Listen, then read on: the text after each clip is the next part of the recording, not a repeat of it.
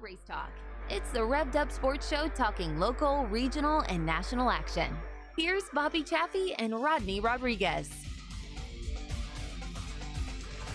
Hello, everybody. Welcome to a rainy Monday evening in Central Texas. Thank God the rain is here, not on a race day. Everybody's favorite show is still on the air, despite going head-to-head against a battle of Game 7s against the Astros and Rangers. Showtime, Bobby Chaffee right here. The Iceman, Rodney Rodriguez, that's that man on the other screen. Separate studios again today, but we gonna have a good time today. We got to hurry up, Bobby. We got to get this shit done. I got something to do. Game 7, the most magical words in sports.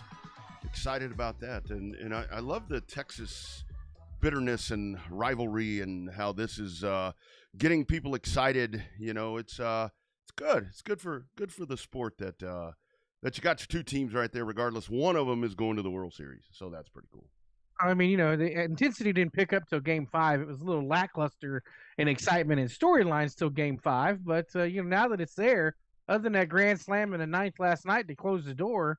I don't know. Maybe the Astros should be trying to close it out up in Arlington instead of trying to close it out in Houston. Yeah, it would be a much better setup if that were going to be the case. But that's not the way it works out. So we'll see how that goes. But anyway, to business. We got a good one coming up here. Case James coming up here in about 13 minutes or so. We'll talk to him.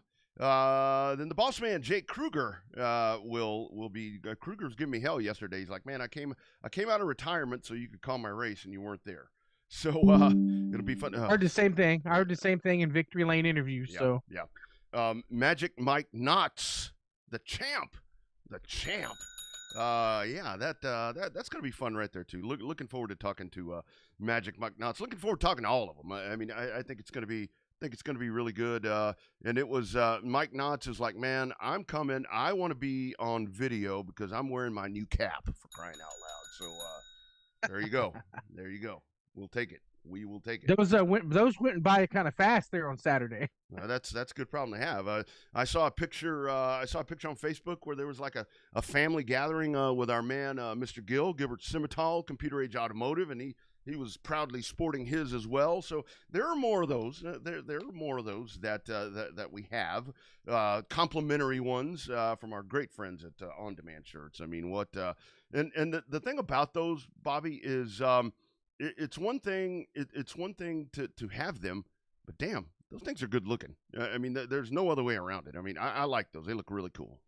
Everybody that got one was like, man, these look good. You know, thanks for having me, or thanks for thinking of me when you had them. So they ended up being really good looking shirts, very good looking hats. Going to be very popular. I can only imagine what the t-shirts are going to be like when we get ready to do the t-shirt merch. I imagine those are going to get blown out of the water too. So Yep. Lots of cool stuff happening. It was good to see all the Russ love there on Saturday night, even instantaneously as they were given out. So.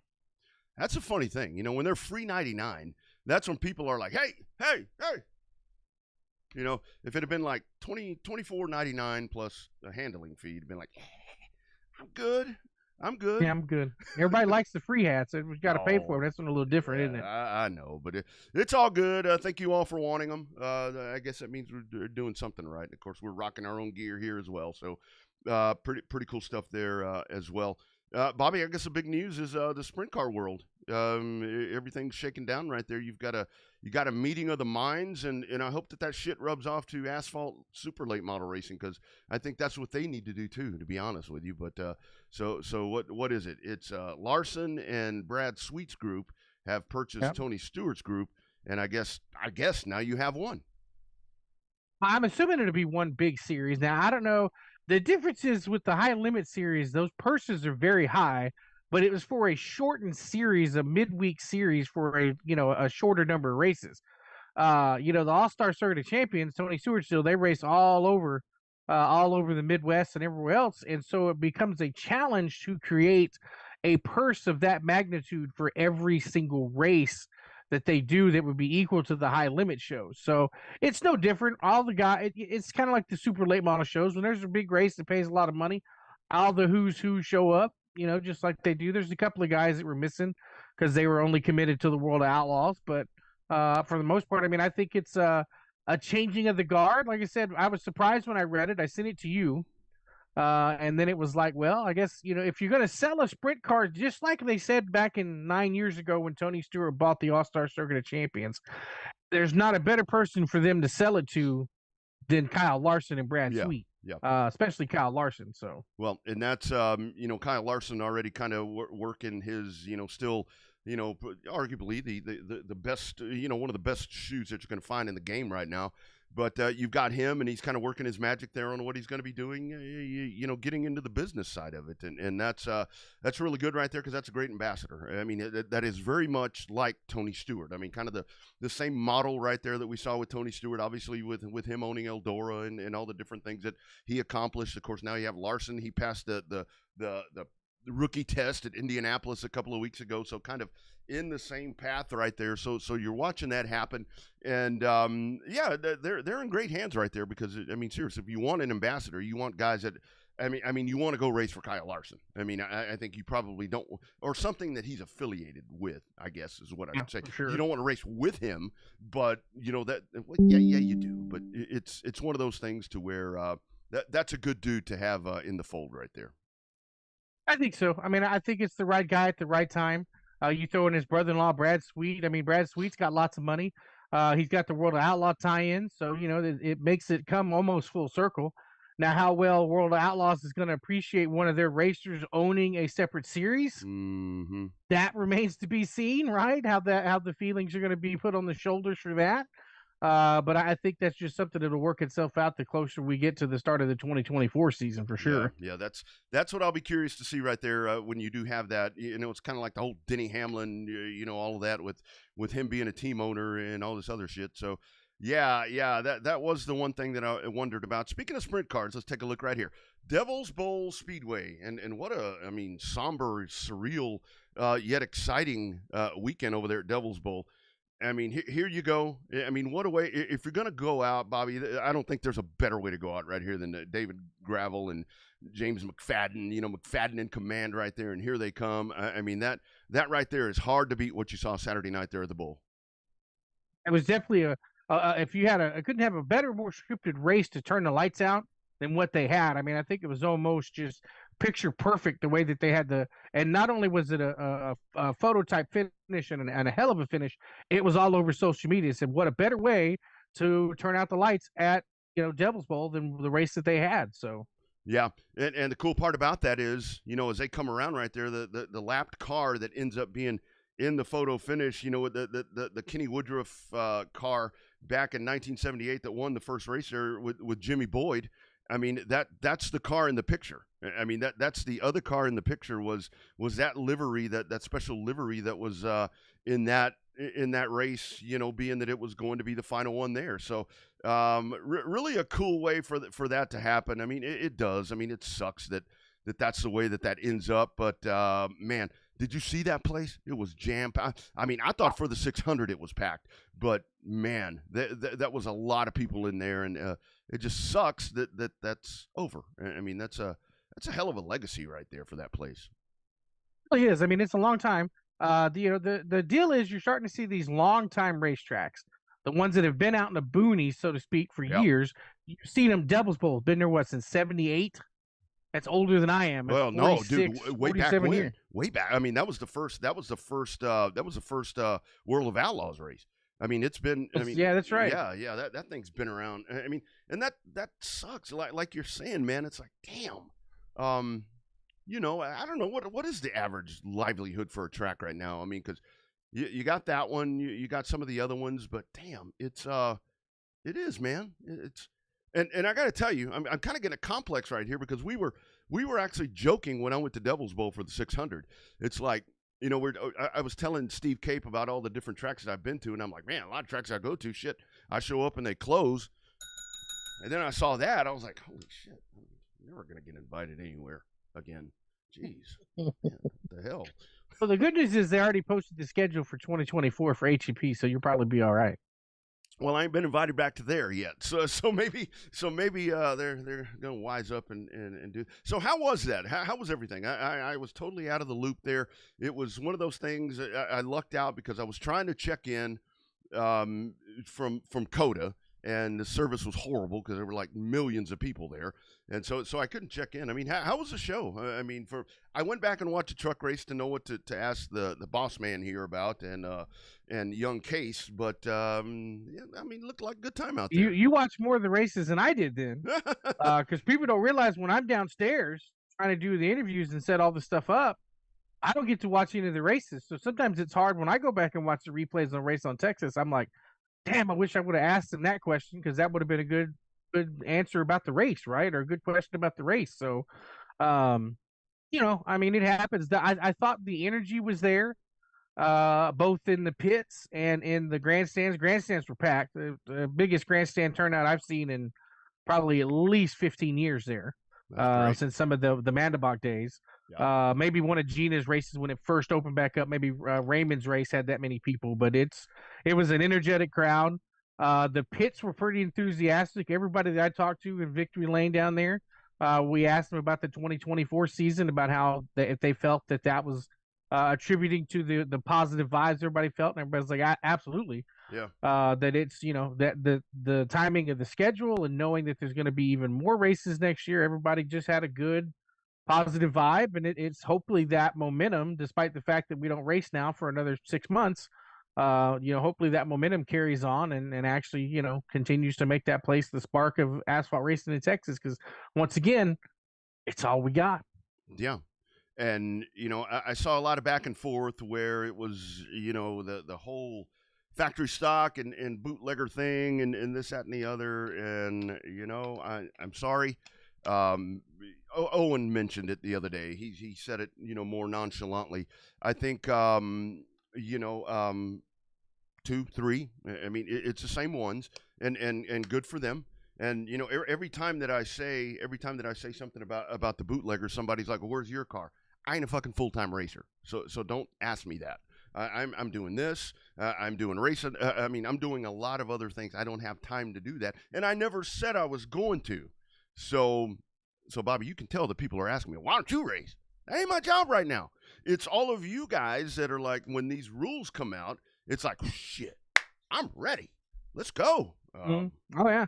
But where you been? Those rules came out, and whatever the case is. So I think you move on. I don't think that's the answer right there. I saw some of the back and forth where obviously the Camaros were the faster cars that day, but that's the field by far is what I heard. So, but they should be. They should handle a hell of a lot better. An asphalt Camaro should handle a hell of a lot better than a dirt factory stock on an asphalt track. Adam Hobb beat him. but that's another story. But anyway, started in the back. Yes. We can have that discussion another time, but that is the good thing, because I have had a lot of folks that are very excited that there are a multitude of races. Looking at some of the comments right there, the Captain Bruce Wright checking in. Bill Kruger is with him. So Bill Kruger. Oh hell! Yeah, there you go. You got the dangerous duo they're in Atlanta, GA. They're over there on Bad Street with the Freebirds. You've got them there. Shout out to Wendell Bolden. Yes, the modified win at Devil's Bowl. And yes, Katie.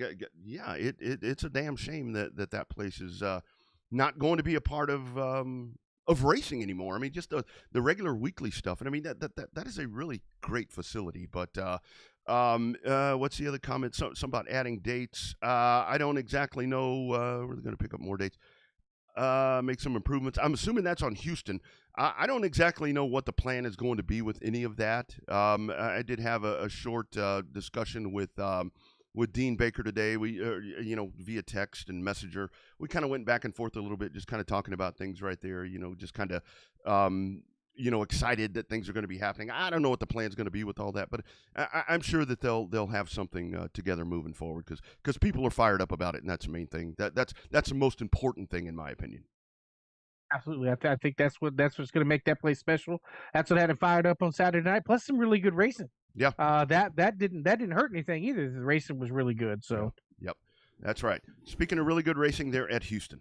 Let's go to the hotline for the first time tonight. And there you see him. He is joining us. I mean, take a look at that. Man, he looks just like Colt. I remember Colt. I remember Colt when he was just a Colt. at Longhorn Speedway, and obviously now Colt, now his I don't know if he's totally passed the torch, but man, this kid right here, I mean, we know how good he is just from everything that he's done, around the country. But now you get a taste of it in Houston, and what a joy to see him. Welcome to the Revved Up Sports Show. It is our man, Mr. Case James. Mr. Case, how we doing, sir? Very good. How are you doing? Man, we are doing exceptional. Thank you for jumping on here with us, Case. How was it? We can get into some of the deeper stuff. How was it to come to Texas and jump in there and race at a place where a lot of your family members have had some really good luck to get out there and drive in Houston? How was that for you? Just the feeling of it. It felt really good. It's really exciting just to be able to race at that track. I watched my dad over the years racing at that track, and it looked very exciting. So I'm glad I was able to be able to race there. Love it. What adjustments do they need to make for that truck for you? I mean, obviously your dad's a whole lot taller than you. The pedals have to be moved in the seat. So tell us about how they got all that set up for you. Thanks to my grandpa, in Texas, he was the one that, bid a whole entire new seat bracket for me, moved the seat up for me, and got those pedals adjusted. So thanks to him, that truck was ready when I went down there.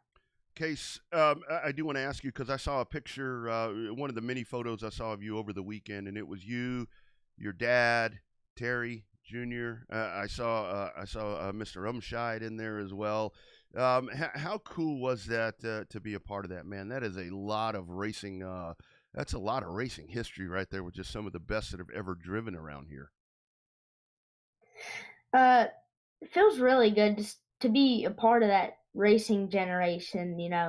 I felt like everybody in that generation. My dad, my grandpa, and my great grandpa. I felt like they were all really good, and I'm glad just to follow in the steps of them. I love it. My next question, right? You're one of the first fourth generation racers we've ever had on the show, and one of the few fourth generation racers we have in the whole area. So was there ever a doubt that you were going to get behind the wheel of a race car, starting at a quarter midget and stuff like that? Or was this something you wanted to do because everybody in your family did it, including your grandma?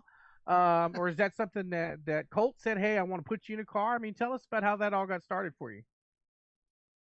Yeah, so I actually, wanted to do racing ever since, I saw my dad in the car. I just wanted to do it from the start. And, luckily, he started off by buying me a car, and that's where really it all started. And thankfully now I'm at this point, and then I'm racing with the big guys. That's right. You certainly are, and you're doing one heck of a job. So, Case, let's talk about all of the accomplishments there for you. I mean, it's one thing you're 11 years old, but, I mean, it's one thing to have national championships and so forth in racing, even as old guys like Bobby and I, which neither one of us have a national championship of anything. But talk about some of the titles and your proudest championships that you've already gotten to this point in your career. Some of my proudest championships, obviously, I was able to win 2 NASCAR Youth Series championships this year, which I felt like that was a really good accomplishment.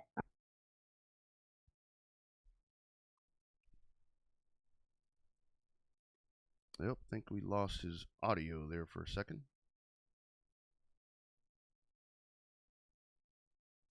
Yep, do I still have you, Bobby? I'm still here. Okay. You can hear me. Yep. I don't know what happened to Case there. We lost his audio. Ah, dang it. That was the best part, I think, that was coming up. We can kind of hang tight there. Kind of check those settings. Case, maybe something, I don't know if something got muted or what may have happened right there. But, I don't know what's going on. Let me take a look here and make sure that... I'm going to try him again. How about now, Case? You got us? Man, I don't know what happened. I don't know what happened to him right there. still have you, Bobby, on there? Still here. I mean, I see my picture. I don't know if you got my voice. Yeah, no. Yeah, I've got both of you on here. We just lost his sound somehow, and you guys are on the same channel, so I don't know what it may be. Case, I'm going to take you out of the thing, and then I'll bring you, jump back in, and let's see if that takes care of it, because I don't know exactly what that may be all about. So anyway, I like what he's saying right there, talking about that, talking about championships and so forth, because there we go, we lost him. So we'll try to pull him back in here in just a second to see if we can get his audio back, talking about the championships and so forth, because he does. I mean, there's a lot of them. He's got a lot of them already for being as young as he is. I mean, he's sweeping them, just really, really knocking them out the park. Mm-hmm. Yeah, absolutely. So, man, I really want to get him back in here. I don't know what that was. He was blowing and going right there pretty good. So we'll see if he can dive back in to that window, and hopefully we'll be able to pull him back in here in just a second. But kind of what we were talking about right there, he starts in the back of the pack. Well, he kind of gets shuffled to the back of the pack, and as I was going back and watching the race right there, he was really working his way nicely through the field right there. And I think one of the things that it looked like he did is he kind of got right there and was riding shotgun right behind Jake Wright. Yeah, just kind of working their way through the field, and that right there, pretty impressive for this young dude to be able to jump in there and do that. Really being 11 years old, I mean, and Steve did a good job letting the crowd know that, indeed this kiddo in this red number 15 truck was indeed 11 years old, right? And a lot of the crowd, I mean, we've seen it across the country when you get a young kid that is racing a bigger style vehicle, whether it be late model truck, whatever the case may be. When they, say, I always thought the magic number was 13 and under, so to speak, right? We've had that discussion on here. When you find somebody that's usually 13 and under racing a full bodied machine, that creates a lot of interest in the crowd, and he did not fail to deliver. I don't think he had the finish he wanted, but I think all in all, I think the fact that it was back on the trailer in one piece, the way that it came off the trailer, I think that's an accomplishment in its own right. Trying to get to that next step of maybe doing this a little more often in 2024. And that really is a thing to where, a lot of folks, when they see a younger dude like that, and it's like, they're out there racing like he was talking about with the big guys. When you see that happening right there, it's like a lot of people may kind of shudder and kind of worry about some of that stuff, whatever the case may be right there. But I mean, just very composed. And just doing what he needs to be doing, and to me that's the most impressive part when you get somebody like that. So let's try him again. Do we have you, Case? I think I hear you now. Can you hear me now? Perfect. All right. So as you were saying, my man, about those championships, you said my proudest one was, and then it was like, and I was like, ah. I won my proudest one ranking for first is. I was able to win 2 NASCAR Youth Series championships this year, which it was really cool, I thought. And then we were able to win 5 Dixie Shootout Series championships this year too. So that's very cool to win all those championships, and I'm very proud of that. No doubt. Let's talk about the general transition. I mean, was that your first time in a full-bodied race car? Was the truck, or have you got a chance to sit inside and run a few laps in some late models? I mean, was that your first full experience in something that full size compared to, say, a quarter midget? Yeah, that was definitely one of my first ever races in a big car like that. Most of my years before that it was just a quarter midget, but this was the first ever time I got to race in like a full enclosed body and a big body and stuff. And that's definitely a big body, one of those trucks. Case, I would love to ask you, because we like to ask when you have a son, that's got a dad that races. In this case, you've got a long family history there of folks, but particularly with you and your dad, with Colt. So with him, kind of talk about that relationship, because it's like, my dad was my driver coach. He did everything, and it was one of those things. How is the relationship with you and your dad? Race week into race day, coach, the father-son thing. What's kind of the line right there for you guys? Ah, damn it.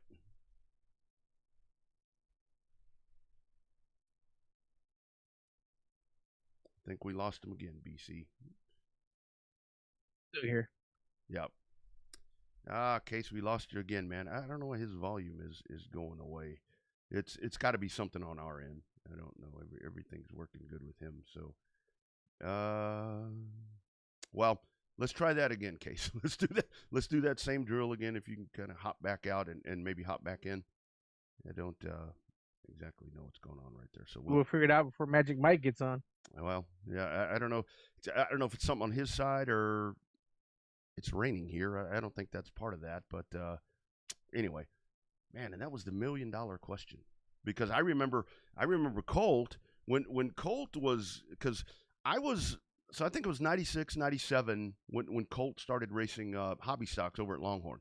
And he came in and you know, Terry and those guys were kind of guiding him, you know, doing what he was doing. And it was the same thing to where it was like he makes an immediate impact, you know, when he jumps in and he was just that good. He was just that good in a big old car at a very young age. But all right, Case, I think we got you, man. All right, y'all got me again? I got you, brother. I got you.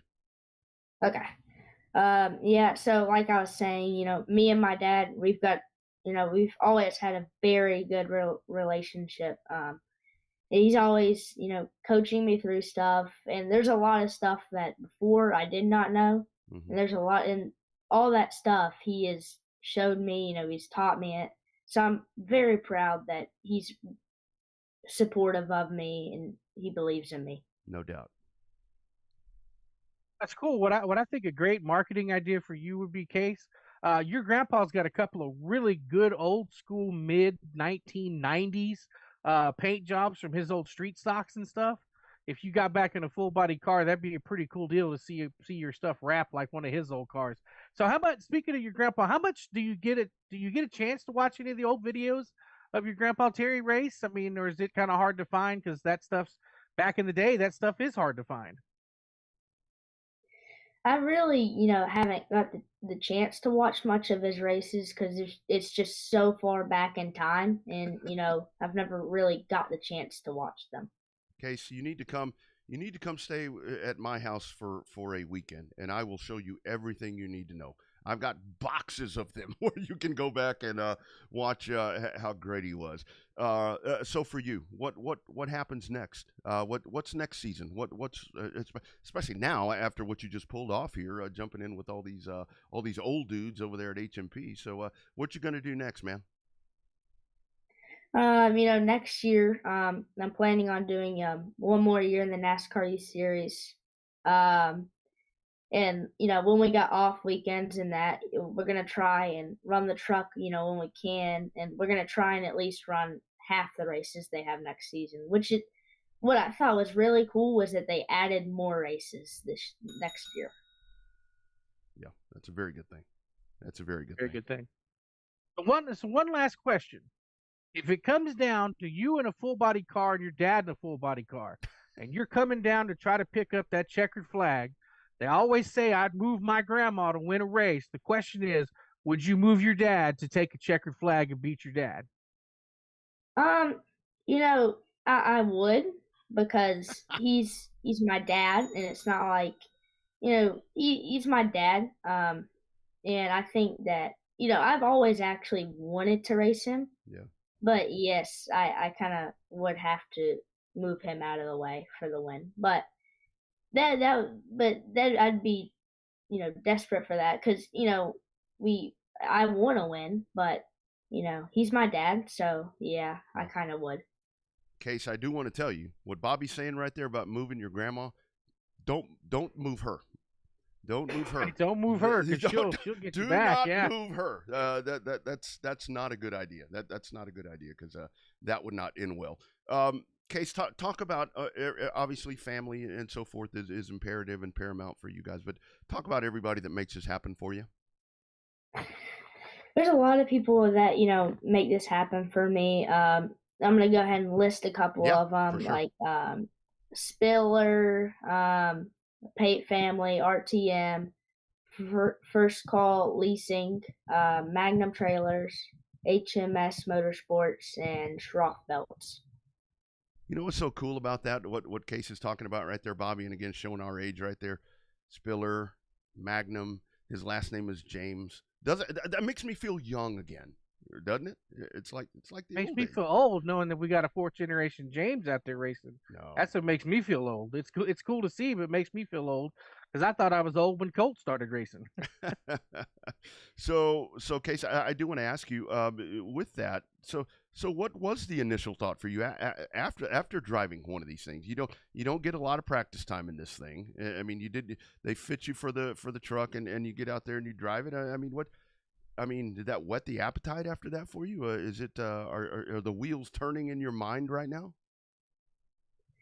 You know, I really want to go back and race that thing. You know, it's very fun. Yeah. You know, I think, and the reason I want to go back and race it more is because you know that's the more experience I'll get. Hmm. You know, such as you know having a bit like because the more I race, you know, the more I'm gonna get better and improve on some stuff. Yes, sir. Absolutely. I'll tell you what, Case. I followed you here for a long time. Through your dad and your family, and to see what you're doing is so impressive. Just keep doing what you're doing, man. You've got the goals in front of you, and man, very very proud to get to talk to you, man. Congratulations on man. You're a star, man. You're gonna do some massive Thank you. things. You got it, buddy. Take care. Thank you for joining us. You come back anytime. Yep, Come back anytime. I will. You bet.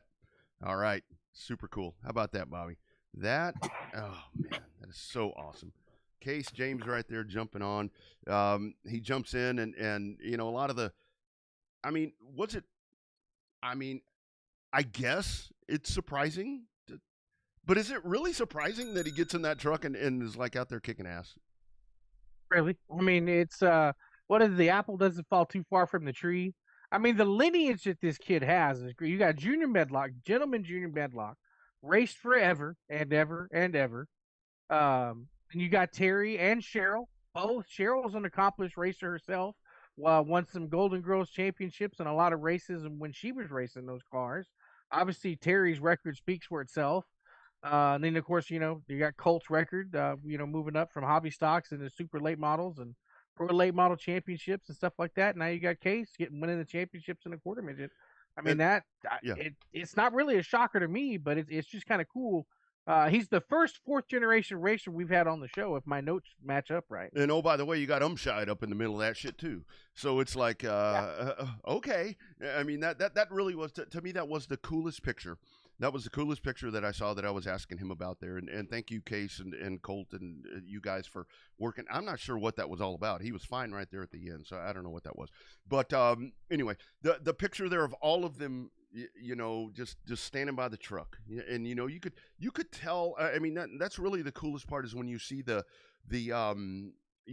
the racing is passed down through generations like that. When you could look at Terry, you could look at Colt, you could look at Junior, you could look at the hat. I mean, you can see the pride in their face, standing there Yeah. with him that they're just passing this fucking torch down to this dude. And I mean, you could really tell, and that man, that was so cool to see. I'm just so happy for him and for them. And let me tell you something, because I know I had a message from a gentleman that was messaging me about Colt, and it was like, Colt, stepping away right there. What does that tell you right there about Colt? Because that he has a son that is just doing tremendous things. I mean, that Colt would like to be behind the wheel. I mean, when he's gotten in the truck, in the recent past, he's been exceptional, like he always has been. But they are investing and really nurturing and growing Case, and that's parenting right there. That's parenting 101 right there, to where it's like this is our son. We're going to let him do what we really feel that he was born to do, and that's really cool to see. Kind of saw the same thing with Terry Hmm. when he transitioned a little less racing and racing when Colt started doing it. Because in racing it's not cheap, regardless of what level you do it on, even from a hobby stock level to a quarter midget level. The cost for them traveling all over the country with that NASCAR quarter midget schedule has got to be, especially the last couple of years with gas prices going through the roof. I mean, that's not cheap. So for Colt to, like you said, he is investing in his son, investing in his family.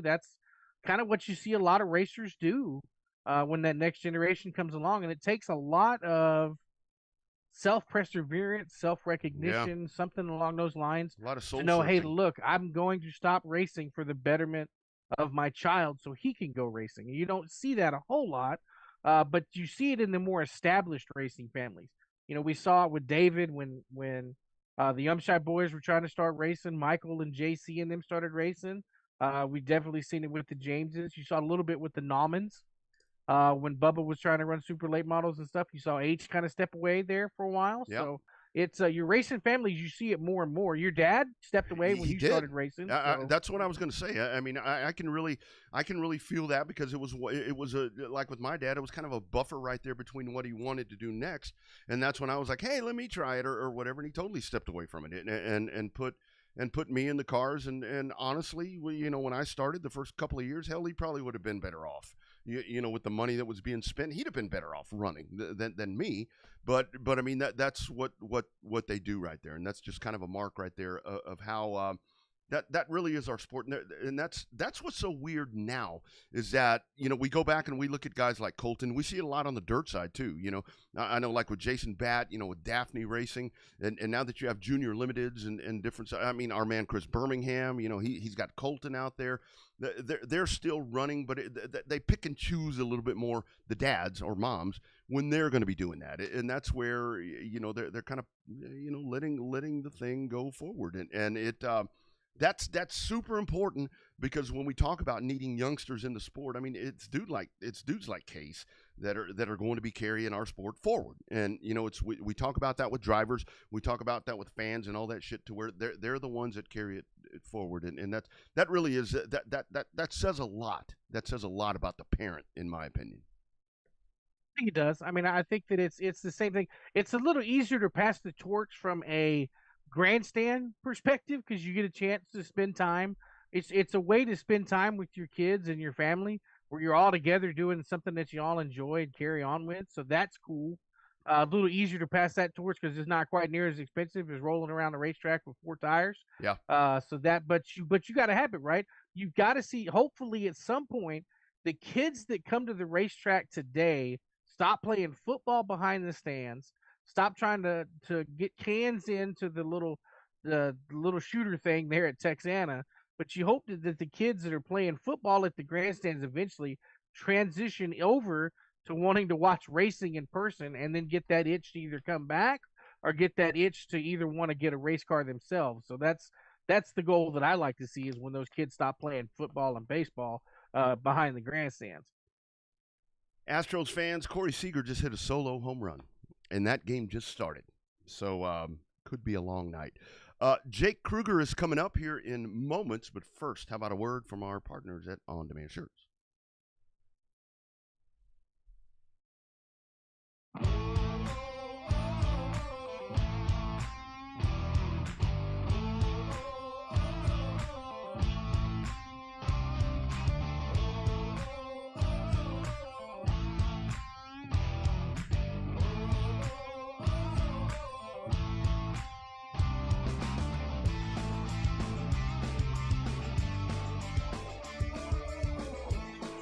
There it is right there, Bobby. Good looking stuff right there. How about that? And like you said, folks, I was trying to get it.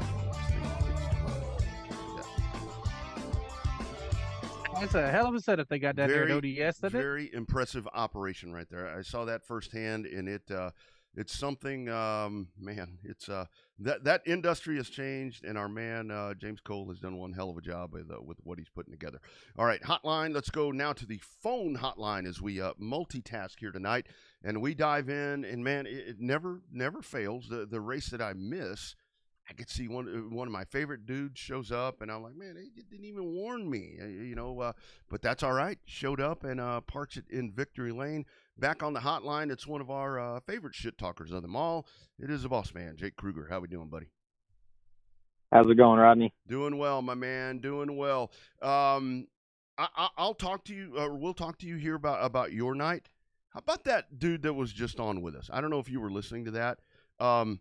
Case James, man, kind of reminds me of a young dude named Kruger that showed up in TSRS that had been racing those kind of quarter midgets and all that stuff a while back.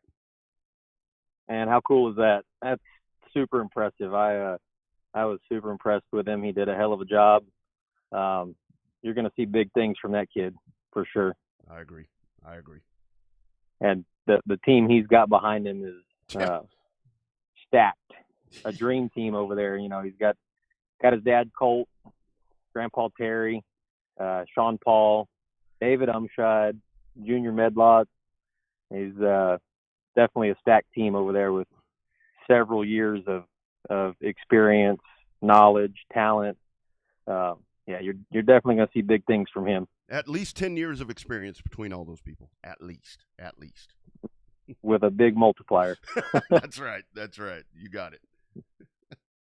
Jakes, you said in the Victory Lane interview I did with you that I didn't get to ask you a single thing about the race. And I didn't. The only two questions I have about the race is, one, tell us about the overall night that you had, and then tell me about when you missed a shift over there on the restart and let Ryder get in front of you. Oh yeah, you had to bring that up, huh? Yeah, I guess you couldn't really miss that, and I wish I had excuses for it, but nope, I just flat out missed that one, big time. But was able to get back around him on the next restart from the outside. Definitely have to lean on that outside from time to time, but it's never let me down. But overall, good weekend. Friday we were real good. Tried some things here and there. Just when we unloaded, I was looking for a little bit more turn in the middle, like I'm always looking for. That's right. And made some swings and just kind of had a harebrained idea last minute Friday and said, you know what, I'm gonna flip this slug around right here, and that thing went to cutting and really picked it up. And then I was happy enough with it Friday night that we just put it on jack stands Saturday.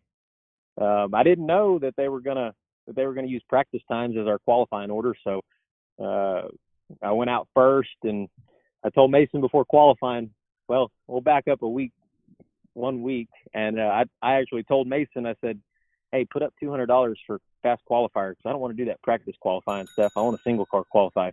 Yeah. Said, I'll get your money back for you. So I couldn't let him down.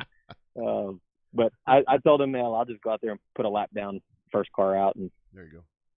That's what we did. That's right. Hey, speaking of that, I mean, I have gone back and watched that.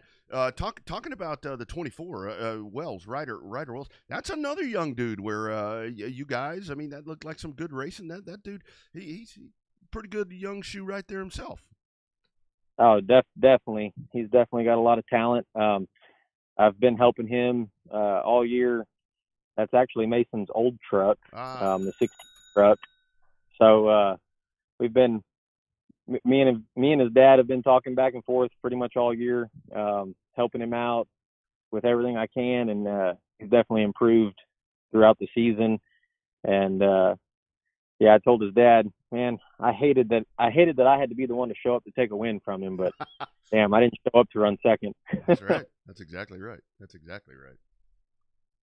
Well, that paint job. Now, you talked to me about it a little bit, but talk about the importance of that wrap that Brandon Gaither did for you, and Jim Teague let you do whatever you wanted to do with that truck, because that brought a lot of memories. Even in Victory Lane, your dad still had kind of a tear in his eye seeing that paint job and you behind the wheel having that big trophy at the end of the night. Yeah, that was something I kind of always wanted to do and never really haven't gotten the opportunity until now to do it. And about 3 weeks ago, actually, my mom had ideas of having a surprise birthday party for him for his 60th birthday party, which is Wednesday. But she was going to have it this past weekend. And like the next day after she started planning that, Jim called me and he's like, hey, kid, you want to run the truck? And I just took it from there. I was like, that'd be pretty cool. He had no idea about it.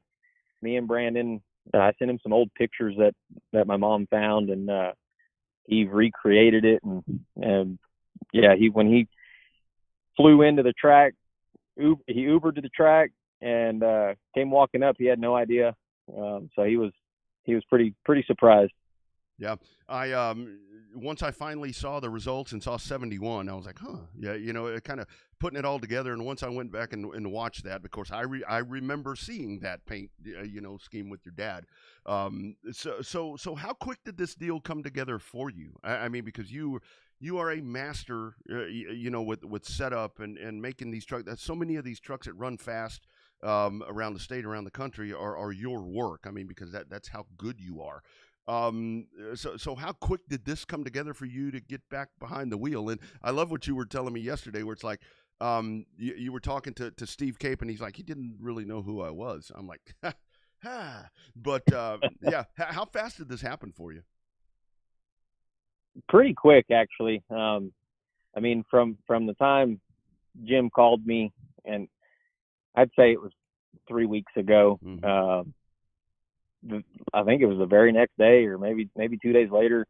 Joey Jenkins actually went and picked up the truck from Jim's, and I didn't have any room at my shop, so Joey's like, "Hell, we'll put it in my shop," and he's 10 minutes down the road from me. So I worked on it over there, and definitely have to thank Joey a ton on that, letting the truck go to his shop and helping me out with it for those 2 weeks or whatever we worked on it. But no, it really just kind of fell together pretty quick.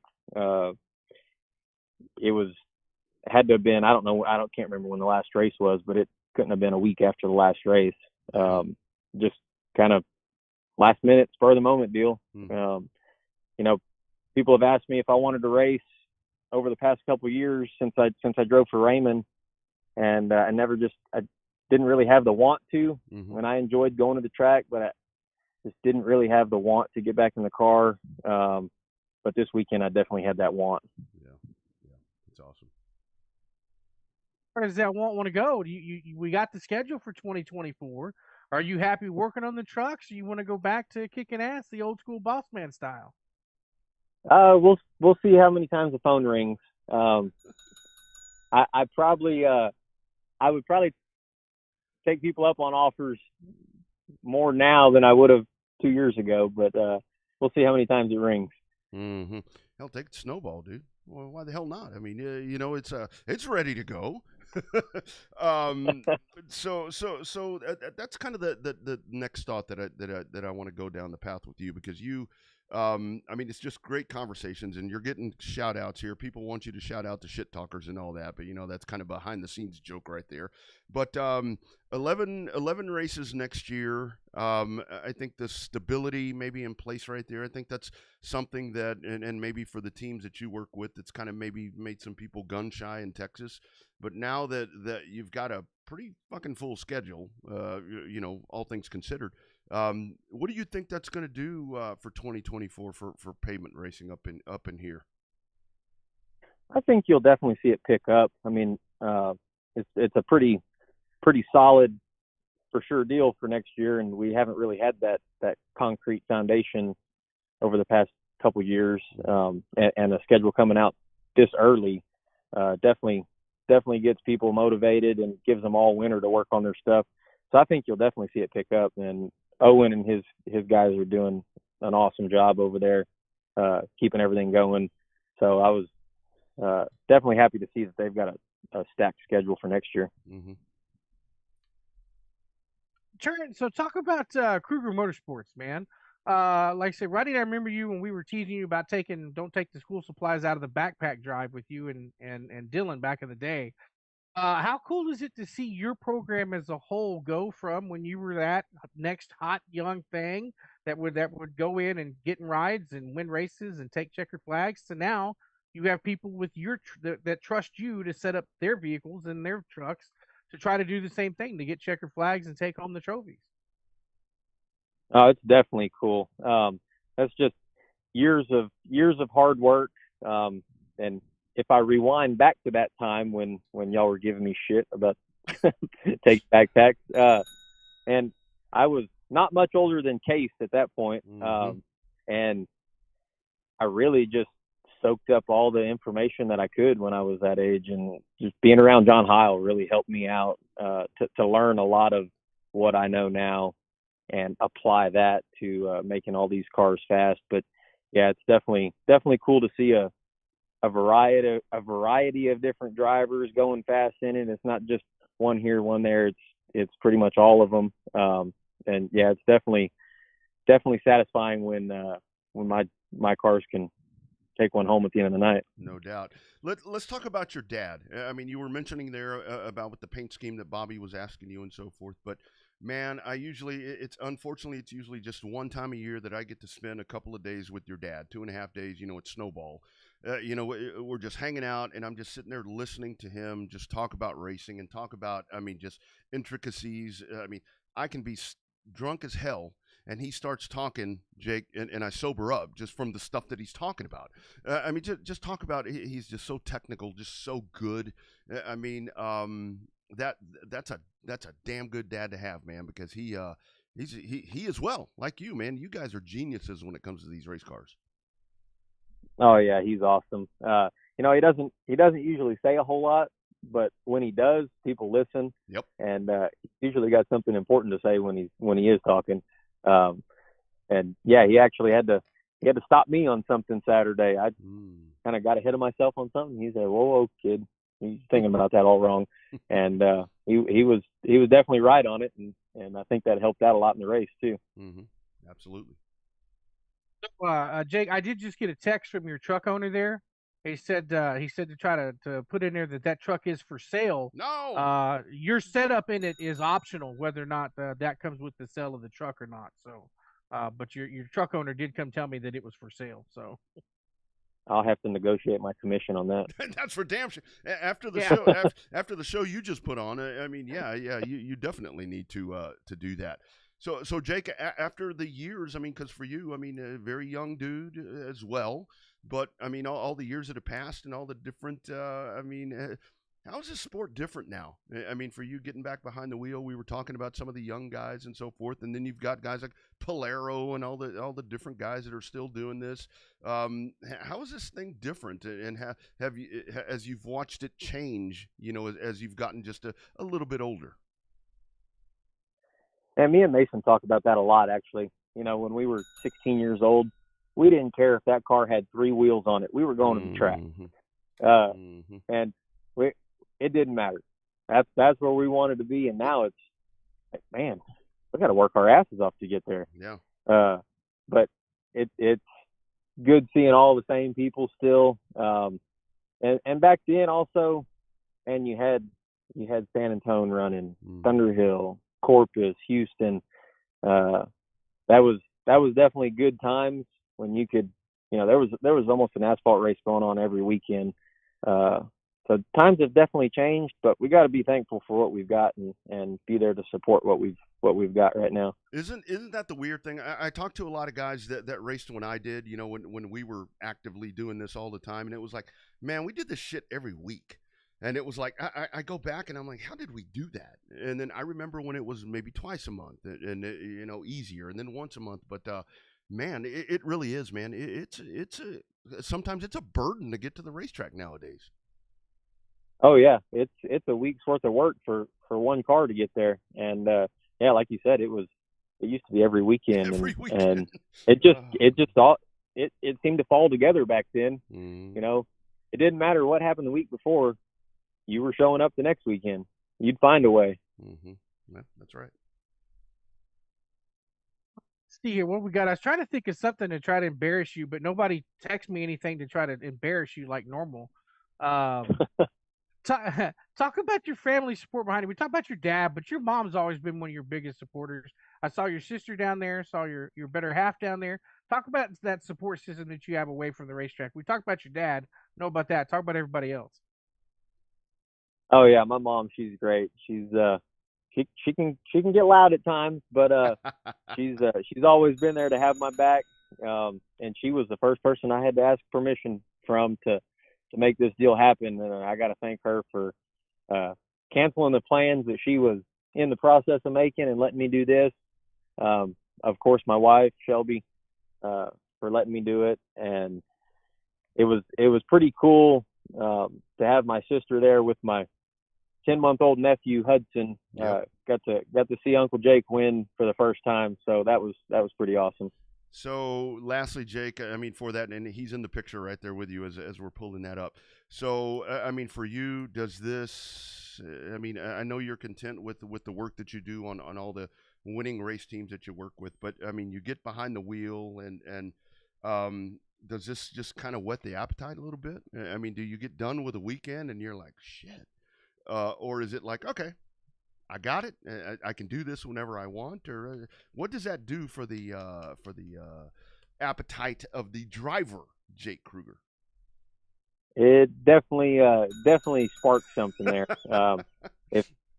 If they'd have said, all right, line them back up, we're going to go another 50, hell, I'd have been ready to do it right then and there. Hell yeah. It definitely, like I said, I went a couple years, took a little break, and then got that little spark back. And, like I said, I had that want to, and I think that's really what drove me. I told Ryder after the race, after I missed that shift and he got me on the outside, he come up and he asked, he's like, man, how'd you drive around me like that? I said, boy, I didn't lead this whole race to lose it to you for missing a shift. Yeah. I said, I had that want, and I wasn't going to lose that race. Love for it. sure. That's right. Did you get caught up in the points battle between him and Polero? Was that something that was on your mind in terms of, well, I don't want to wreck, and not that you were going to wreck him anyway, but I mean, did you take a more conservative approach racing around Ryder, just knowing that he was in a championship battle? I mean, I knew he was, but I honestly didn't think it was going to come down to having to pass him. I had a pretty comfortable lead there when the caution came out with 6 to go, and the main thing on my mind with those last couple laps was get back to the lead. Don't look like a dumbass and lose a race missing a shift like that. As only Jake Kruger can say. I mean, that's the bottom line right there. I mean, that is the bottom line. Hell of a drive, dude. Glad to see you back behind the wheel. Man, I'm sorry I missed it. And when you texted yesterday and said, man, you were waiting for that intro, I really felt like a piece of shit. And I'm like, damn, how did I miss this, man? No. Anyway. And I got to meet the Kenneth, the driver of the 27 truck, Canales. when I was getting my trophy. And we got to talking, and he asked me if this was my first time. I was like, damn, I've been out of the car too long. Yeah, and that's another one right there, man. That's a dude, Canales, man. He's him and Monroe were getting after it back there, and that's the other thing. Lastly, so how about that? You mentioned that the caution was 6 laps to go. I mean, hell, pretty. I know it got a little messy at the end or whatever, but man, all those continuous laps right there without a caution, man, we've come a long way. It seems like around here. Yeah, I definitely wasn't expecting that. I set a pace at the beginning, knowing I needed to save my stuff, but I didn't think that it was going to go. What do we go, like 44 or so laps green? Yeah. And luckily I saved something for the end because I definitely had to use it. Mm-hmm. Yeah, absolutely. Hell of a drive, my man. Glad to see you back behind the wheel. I hope the next time you do it that I will be there to see you in victory lane, my friend. Always a pleasure. You can add me to that Shit Talkers group anytime you want. I won't tell any of the race track operators, I promise. Anything y'all tell me stays between all of us. Hey, I got a couple people I got to thank quick. Go ahead. Of course, Jim Teague for really kicking off this whole deal and letting me drive the truck. Like I said, Joey Jenkins for helping me out on it and letting it come to his shop. Mason Teague, he owner of Hurricane Automotive and Supreme Foundation. Couldn't have done it without him. Mm-hmm. Chris Farr, also congratulations, Chris Farr, on your bootlegger win and championship after Joey Jenkins stepped on it on that restart. Jay, Frankie, Robert Walton for letting me come root through his shop trying to find a decent set of practice tires to practice on Friday. Brandon Gaither for putting the wrap together. Arden Smith. Brandon Leonard for loaning me his shocks. I didn't have a set of shocks, so Leonard loaned me some shocks. Nice. And then, of course, my wife and my mom and dad.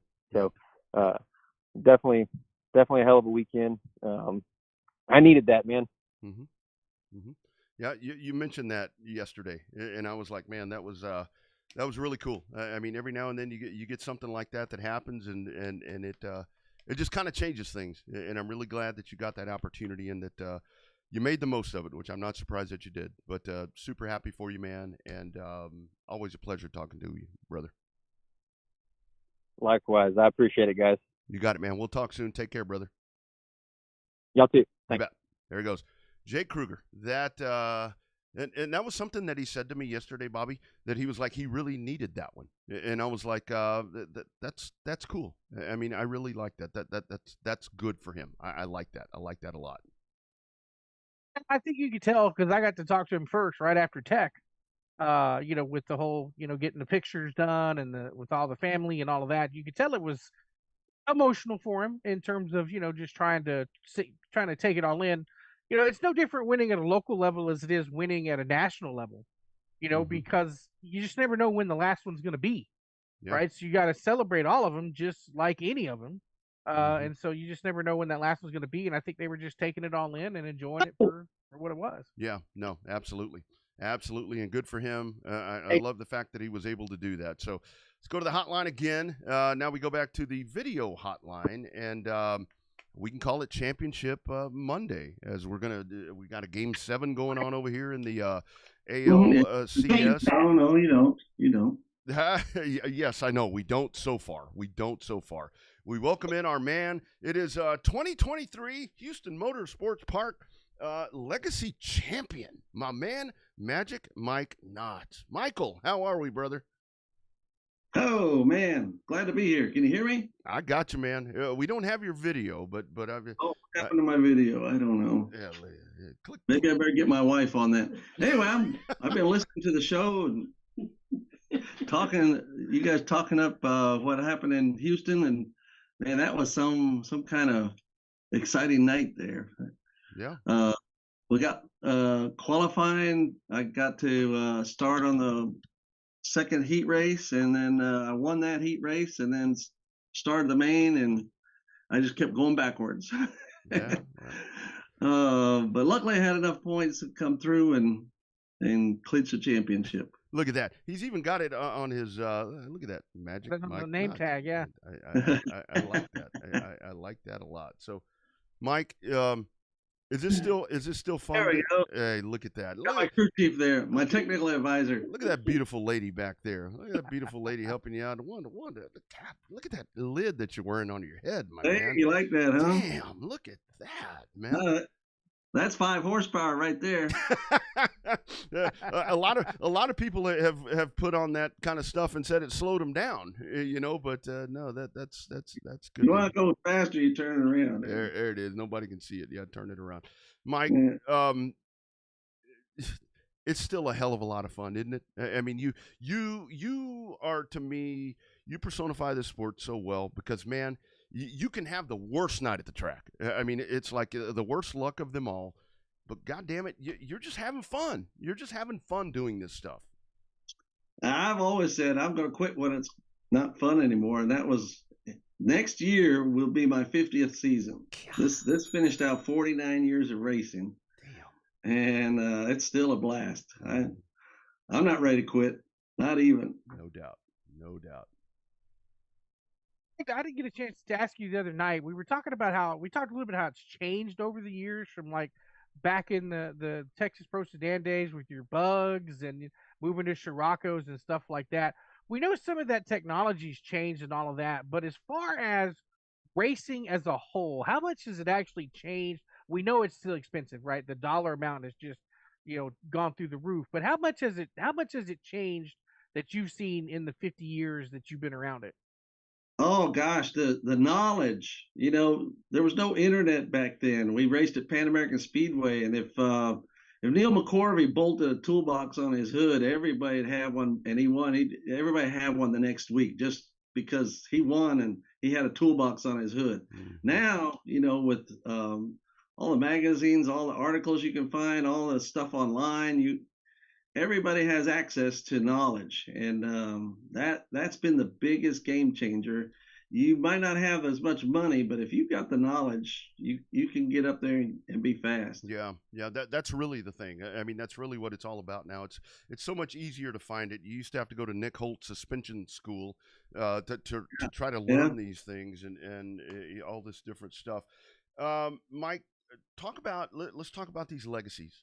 I mean, to me, I love that division. I mean, those look like so much fun to drive, and it's a great group because you've got veterans like yourself, you've got youngsters in there, but I mean, just the group as a whole. It kind of reminds me of the old days of the dwarf cars, to where it's like you race together, everybody respects one another, and it's just a very tight knit, very competitive class. Yes, it is. And the guys are great. That's the best part. They're fun to be around, and you can laugh and talk to each other, borrow parts or whatever. And the cars being so equal, we've got half a dozen cars that can win. We had a different winner every race this year, so Mm-hmm. nobody dominated, nobody ran away with it, and if you won, you just count yourself lucky. It was a really good season, No doubt. and I think next year will be the same way with all the more races. Yep. Is that how cool is that? I think that everybody I talked to in Victory Lane, including yourself, we touched on it a little bit about that 2024 schedule getting released so early. It seemed that made that night everybody was excited. There was momentum. Granted we don't race for a little bit, but in your mind, that 2024 schedule getting released early, I think that helped make Saturday night just a tick more special than what it normally would have been. Yeah, in my case, I'm going to be spending a lot less time in Germany. I'm going to be back here working on the car a lot more. So Mike, talk about that part, because I've had a couple of different people ask me, because it's like when the times that you would race in Mobile, I would say fresh out of coming from Germany, but yet from Texas or whatever, and it's like they couldn't understand the dynamic of that. Talk about that split home. I mean, it's one thing living in Austin and San Antonio part time, but living in Germany, or being in Germany and being in Universal City. Kind of explain how all that works. Yeah, my wife has a really good job over in Germany. It's supposed to be for 2 years, and it's now going on 14. That's awesome. And I said, I don't want to quit racing and live here. And she's been kind enough to help me along, get me on a plane, and get me back in time to work on the car and get ready for the races. And then as soon as we put the car away, back on a plane to Germany. So that's been my life for these past few years. Now that's a good woman right there.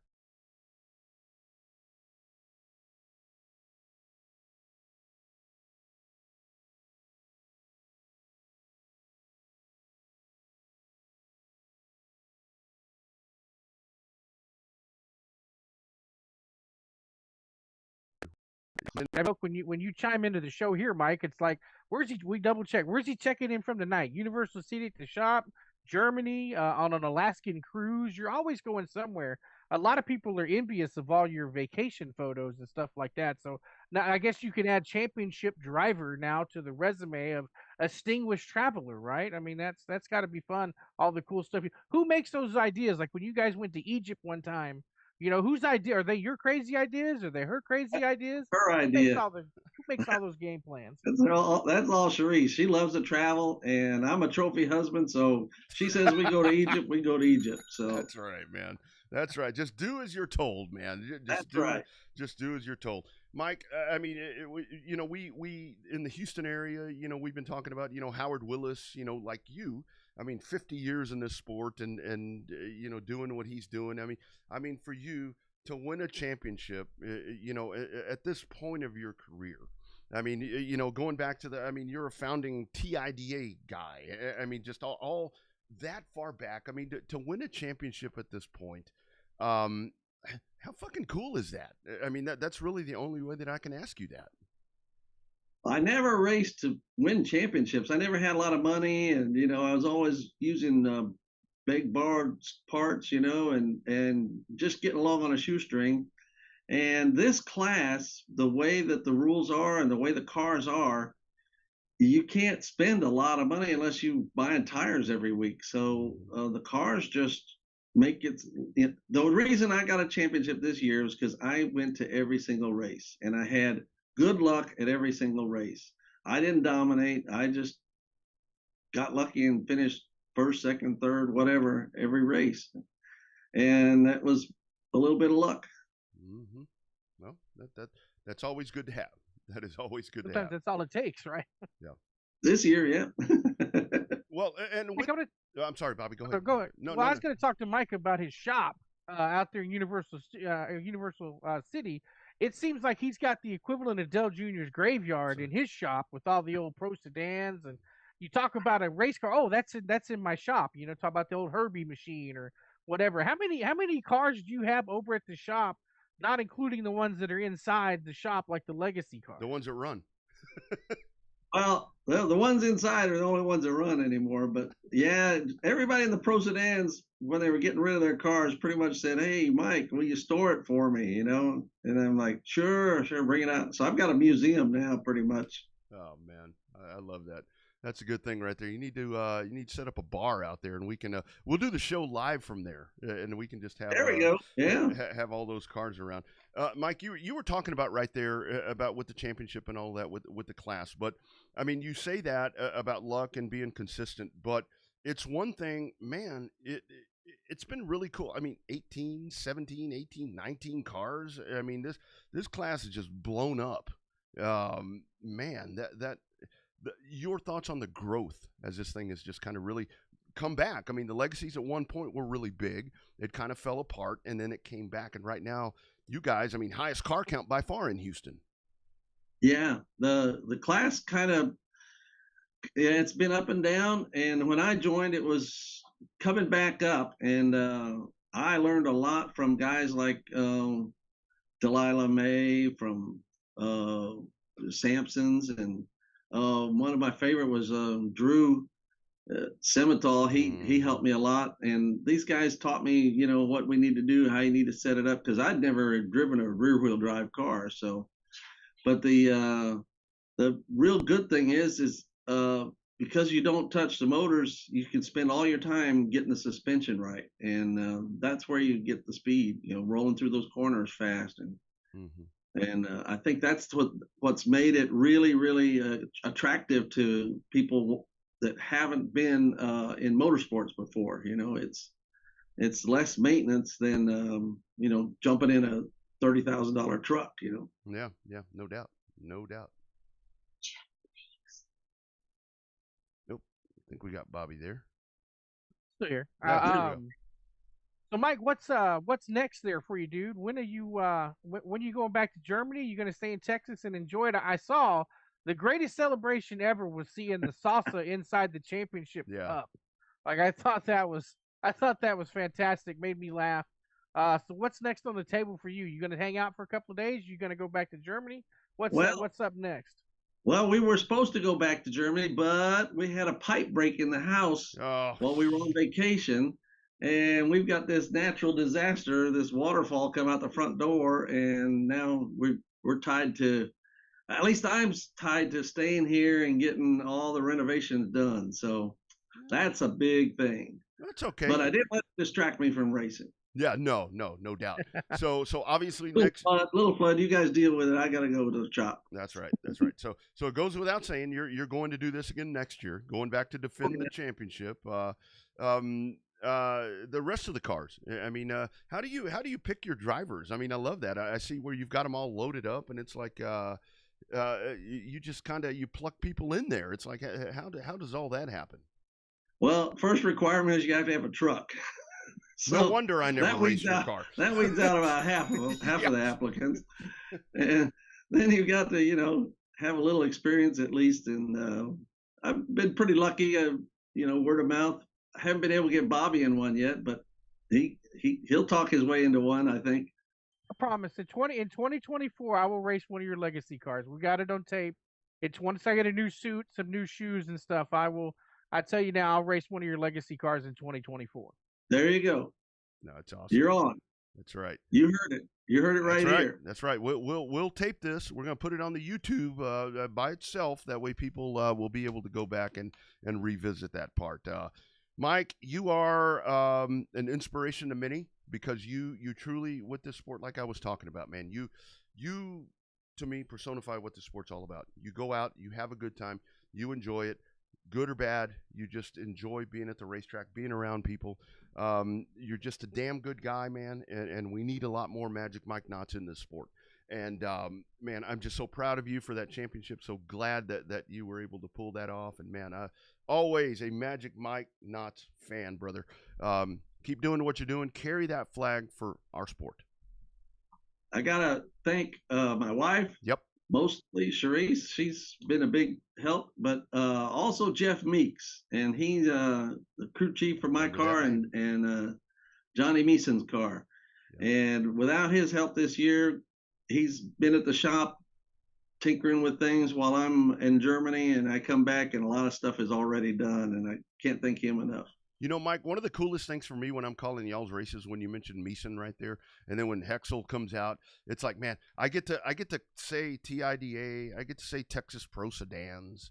It's like, God, that's what it's all about right there, man. That's pretty cool having those dudes out there with you. Yeah, it is, and they're good guys. You know, they're good racers. Yeah. Yep. And that's helped the racing here too. Yep, that's what it's all about. Way to and go. You guys, well, we couldn't have as much fun if it weren't for you and Bobby. Well, we do what we can. It's a pleasure to be around you guys, and we look forward to doing it again next year. And it's going to be a lot of fun. Congratulations, and I'm sure we'll talk soon, my friend. I got some salsa in here right now. Maybe we'll dip some chips. You know, might as well. Yeah. Watch a baseball game. I guess.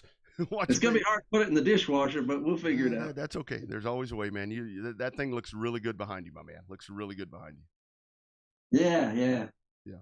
A lot of good luck and hard work. That's what it's all about. All right, my friend. We'll talk to you soon. Congratulations again, Magic. You bet. Thanks again. You got it. Take care. Mike. There he is. I'm telling you, one of the coolest dudes that you're going to find in this sport, Bobby. Like I said, we need a lot more Magic Mike Knots. Keeps it real. That's what it's all about. Yeah, no, I mean, he's such a cool dude. I always have fun talking to him. And yes, he's always asked me to race one of those legacy cars. And I will indeed. You heard it here first. I will indeed. Once I get a new helmet, new shoes, new suit, I will definitely end up racing one of those cars in 2024. Yeah, no doubt about it. Might as well jump out there and get after it. And that's the cool part with him is that, and he does. He's got all those different race cars, and he does. He puts people in them, and that's really cool. I just love the things that he does right there, and it is super cool. And you saw him with that. He had the gear on. He had the on-demand shirts, revved up cap. So really cool stuff right there that Mike was wearing. So. Really, really excited that we got to talk to him, and I thought it'd be really cool to have a great discussion right there with him as he wins that championship. Folks, stick around. We'll get ready to wrap this one up, but we've got folks that we want to talk about, our great partners. We're going to tell you all about them. Stick around right here on Russ. Really good. Turn that light off, please. Phil Whipple here with the Revved Up Sports Show. For the past year, you've heard us talking about our partners over at Generation Race Cars. I'm proud to say they're back again this year, and they're off to a great start. Generation Race Cars, located in Springtown, Texas, continues to offer new chassis body combos all the way to turnkey sport mods and limited modifieds. All cars are built the same as you've seen in Victory Lane with drivers like Alex Hickam, Jeff Shepard, and Dean Abbey. All customers are valued and treated equally, so why not join the winning team? Justin Long is committed to giving each and every customer the time they deserve, along with a commitment to bring quality into every build. If you're ready to join the team, give the guys over at Generation Race Cars a call today at 817-528-2947. You put a lot into your racing program, so why not take it to Victory Lane with Team GRC?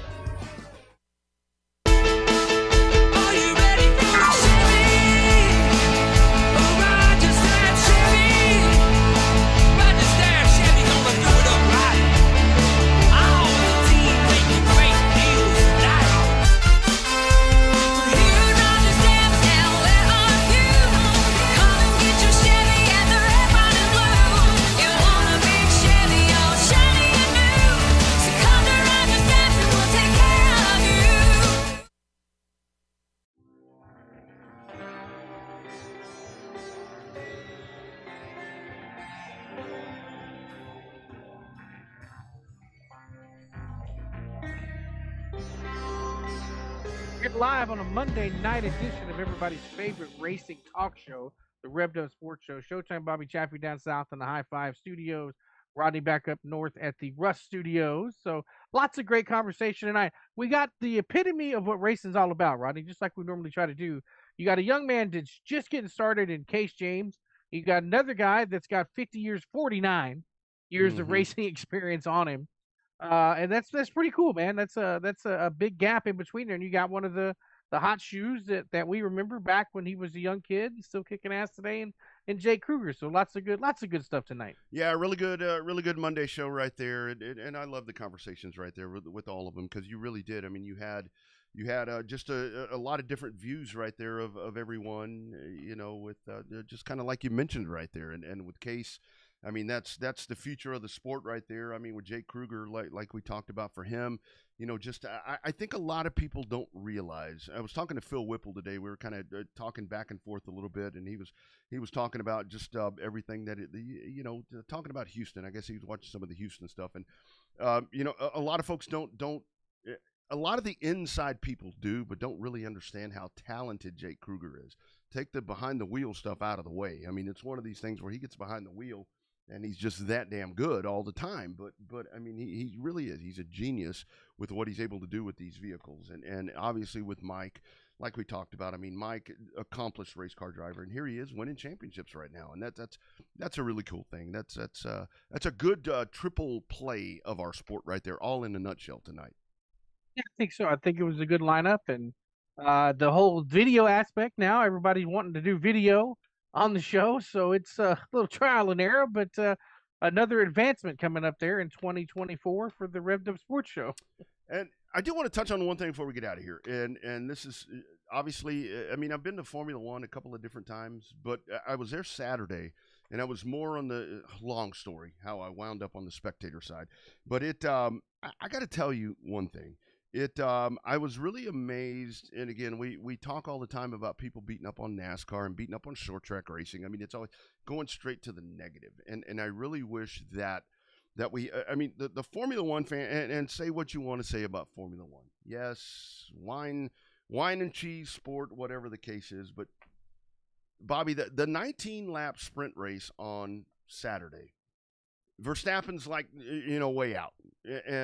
But these people are on their feet the whole time. Every time the cars would go by, they're sitting there cheering. Dalton Sargent, the American guy, he's making a pass for fucking 19th place. For 19th place, people are chanting his name, just ecstatic about the race that's going on right there. And it really made me think about some stuff to where it's like, man, not to discount our fans on NASCAR and short track, that's the enthusiasm that I would like to see. The race sucked. I mean, it was horrible. I'm sitting there watching it, and it's like, what's exciting about this?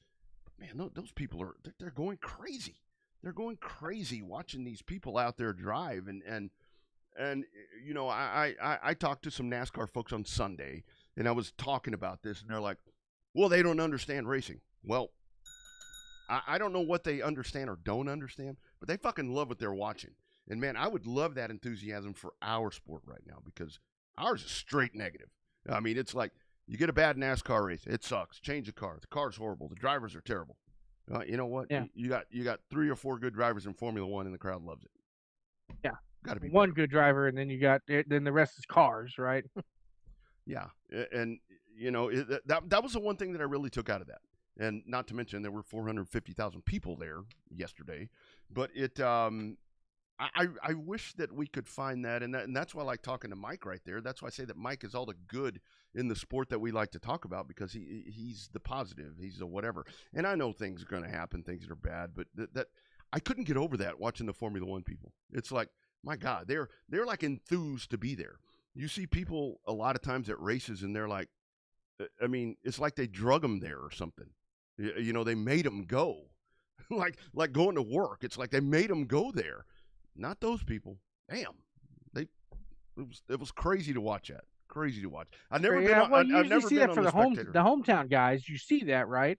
But then you get like your Ferrari faithful that they could be running dead last, and Those Yeah. Ferrari fans, every lap they come by, those people are going ape shit because they see those red and black cars. Oh man, I know that's the whole thing, and they're like in mid pack, and it's like and those people don't sit. They don't sit down. It's like the whole time they're just sitting there waiting for the cars to come by finally at some point, and it's like, God damn, what are we missing here? And again, I know it's different. I think they just don't take it quite as literal as we do around here, to where it's like, going straight to the negative. And there are plenty of negative things to find in Formula One, but you just don't find it in the fans. Shit, they love it. Is that a bad thing? Wait till Vegas, dude. That's on my calendar. I can't wait for Vegas. Another couple of weeks and they'll be in Vegas. Well, I actually saw that some of the ticket sales are lower than anticipated, which I can only imagine because you have to get there. Too damn expensive. Yeah. Yeah, way too much. But that you got to stay in Reno to get a decent priced hotel casino. Yeah. It was really fascinating to watch. Like I said, I've never been on the spectator side of that, and to see that, it did kind of remind me, back in the old days and of the NASCAR, back in the mid '90s or early or late '90s, when TMS first opened. You'd go to a TMS race and people were, pretty fired up about what was going on, even if it wasn't, a battle for the lead or whatever. That's kind of what that felt like, but like times 50. Because it was just a lot of enthusiasm, a lot of excitement, and I'd love to see that happen more often when it comes to more of the disciplines that we are a part of. I know it'd be a lot of fun to see that, but it is what it is. For whatever reason, the racing itself is not the best. Although I thought from third, fourth, and fifth on back yesterday was really entertaining. The battle for the lead's just not there, but people still flock and they still love it. And it's a unique chemistry and a unique formula that NASCAR only wish they could find. Well, and I think I think NASCAR won the ratings war again. So yeah, well, and then second and sixth place get thrown out. How about that? And I think that's a whole nother discussion that's going to come up when folks talking about with COTA. I mean, why is that plank damaged? Because that fucking place is rough. That's why. Yeah, it's weather. It's not as smooth as what people think it is. Yeah. And to NASCAR, Larson, a little bit of trouble right there, but he's locked into the show right there along with Chris Bell, and we go to Martinsville, and let's see if we finally get some fireworks, because last couple of weeks have been so. Not the most exciting. But. No, not the most exciting. I thought Homestead was a way better race than Vegas. Mm-hmm. Yeah. So we'll look forward to that. We also look forward to coming up this weekend. You've got the Fall Classic happening at Heart of Texas Speedway. So all of that going on. I think that's going to be a great show. You can catch that right here on Race on Texas. Boot Hill, you've got the USA Southern Nationals with the modifieds, factory stocks, limited modifieds, I guess it is, for USRA. So you've got all of that happening. So into the big time of the year here, where we get the big shows. And don't forget, we still got the the South Texas Championship right there happening with the DTK, with the Clash, and then with South Texas Race Ranch. Going to be a lot of fun. Still some big shows to go. Lots of comments to give out. Milton is saying you need to take me to the homecoming game. Do I get to be in the court? If I get to be in the homecoming court, maybe. When's y'all's homecoming? Same day as the Fall Classic. Oh, okay. Our game kicks at 2:30, so I don't think you can make it. Okay. Yeah. I thought I was going to try to do it, but I didn't. By the time the game gets done at 6, I'll probably just watch it on Race on Texas. So. Oh, I thought you were going to try to be the homecoming king. No, I'm too old for that. Never say never. Look at Mike Knotts. I mean, he's a champion, after 50 years of racing. You never know. I mean, you could win that. True. You could win. Guess I should be a little more charismatic about my own self. Be more positive. Don't be like me, being very negative. That it is now 4-1, and I think Houston is in trouble. They can't win at home. No, it's a damn shame. It is a damn shame. It's been fun tonight, guys. Thank you all for being a part of this program. What is this?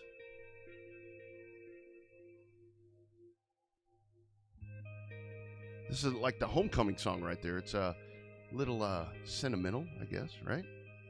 Forget that. Yeah, This is how we get out of here, right here. You made me so Lord, Bobby, I just don't know what's going on here today. The music is all jacked up. I'm just thrown off. All the extra video work. That's all. There we go. Here we go. This is how we get out of here. We'll do it again next Monday. # Real Race Talk. Thank you all for being a part of the program. Thank you, Case James. Thank you to the boss man, Jake Kruger. Thank you, Magic Mike Knotts. Bobby, the rest of your week, my man. Well, it's going to rain a lot this week, dude. It's going to be a... I've got to travel to Austin in the morning for the 8 to 5 deal, and then coming back and try to stay dry the rest of the week, and looking forward to another UTSA win on Saturday. Yes, sir. And don't forget, friends, if you're looking for GM parts, GM crates, all that stuff, call your dude right here. I'll hook you up.